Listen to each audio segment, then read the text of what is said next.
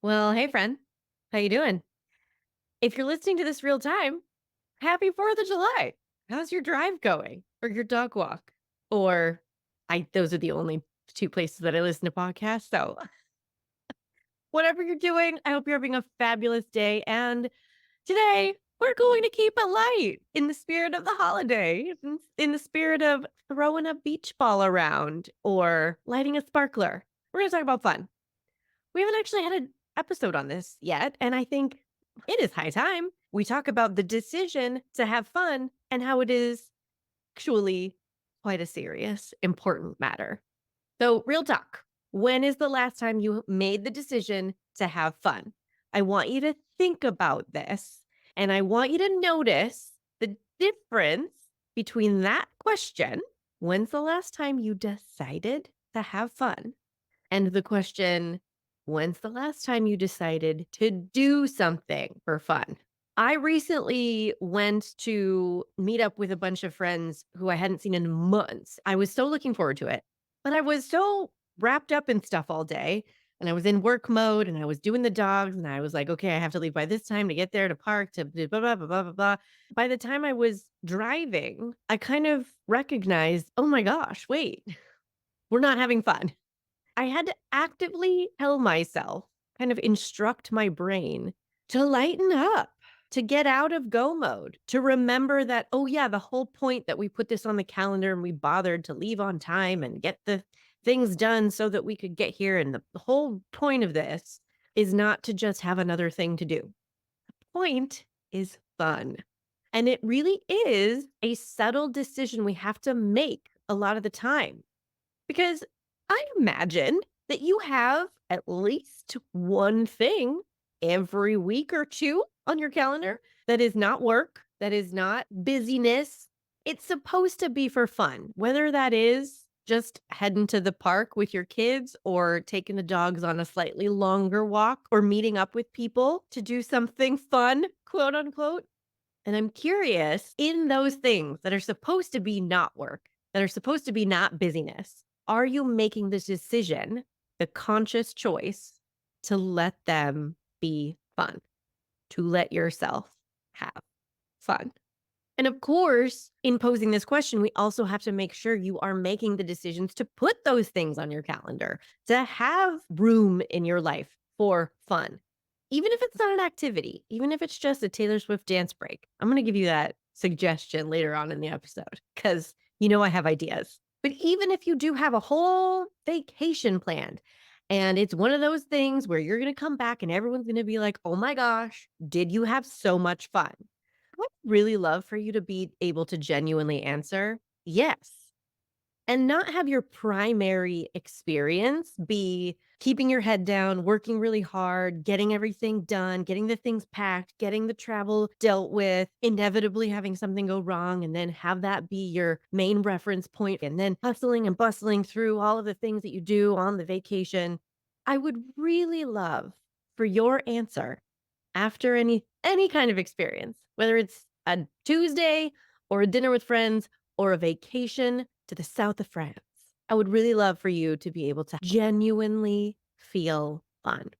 And you have to invite yourself to do it. You have to proactively instruct your brain that it is okay and safe to lighten up, to laugh at yourself, taking things so seriously. It's counterintuitive because it does take a little effort. It does take a little work to let ourselves have fun when our norm is getting things done. You have to focus on what you want to invite your friends to celebrate with you, not focus on how hard parking is going to be. You have to decide to wear the earrings that you always worry are a little too big. They're not because they help you feel more fun. You have to stop at an ice cream shop sometimes and go in and get a cone just because you can. It'd be okay on vacation, right? The vacation mentality where we're outside of our norms. So things like midday gelatos are perfectly acceptable and we don't think twice. We have to decide to bring a little of that energy into our everyday. I want you to check for how much fun you are allowing yourself to have. How much fun are you looking forward to? Because if it's sparse, I want you to consider this viral video you might have seen a version of. So there was this video going around on Instagram or TikTok. I don't know when I saw it, months ago. So I don't know how viral it is now, but you might have seen it. And if not, I'm going to paint you a visual picture anyway. It's somebody holding a glass with a little bit of water in it and scooping some dirt into the glass. Have you seen this? The dirt is our work. It's our insecurities and fears and doubts. It's our real life challenges and problems that we have to solve. It's real. It's happening. Nobody's denying that. But when you live in go mode, that go mode I was talking about, where there's not really room for fun, you don't feel like there's energy for fun. You might feel like fun is frivolous and wasteful and irresponsible. We don't have time for that, or we don't have energy for that, or that's not really important. When you're living in that mode, it's like we get into the habit of just scooping dirt into the glass. Okay, there's another thing to do. There's another thing to deal with. There's another serious thing. Maybe it's not even all just bad stuff. Maybe it's just regular life things, but it's not fun, not light. Pretty soon, you have a glass full of mud, and that ends up being your life experience. If you go week after week after week in this mindset of fun schmun. However, eventually in the video, somebody takes a pitcher of clear water and they start pouring some water into the glass. And the dirt is still there, but the glass becomes clearer because you're adding in more clear water. So, what you end up with is not just a glass full of mud that you can't see through and it feels heavy. It's a glass full of kind of clear water with some dirt in it.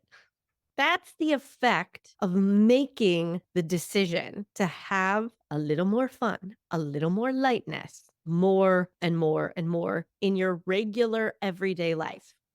And it's not that you're just giving yourself a reprieve from the inevitable dirt. What you're actually doing when you have more fun is changing the quality of your life experience, turning a glass of mud into a glass of clear-ish water, and you're giving yourself different fuel to go take on the dirt. You're not constantly weighing yourself down, draining yourself, depleting yourself, and then sending that version of you out into your next day to be like, thanks, good luck, deal with all that real life stuff. Keep it heavy, and I'll see you again tomorrow for the same thing. Adding in some lightness, some intentional quality of fun in your days actually lets a more restored, more energized, more recovered version of you go out into the world and take on all that serious stuff. Which I think sounds like a win-win because you get to have a slightly better time of your life in general, which is kind of the goal, right? And you make yourself more effective to deal with the actual serious stuff that we don't want to ignore or put off. But I totally understand that it can feel like a luxury we don't have time for, an indulgence that we can't afford, energy that we can't spare. And my plea to you on this sunny holiday, or whatever day you're listening, is to just see what happens if you make the conscious decision to have a little more fun and lighten up a teeny tiny bit or a whole lot. See what happens. But I want you to also think about what kind of person do you want to be and what kind of life do you want to have? Because it's up to you. Fun is a decision that you get to make. And even if you are in a very serious period of your life, my guess is you will thank yourself for allowing some light moments, for allowing any fun.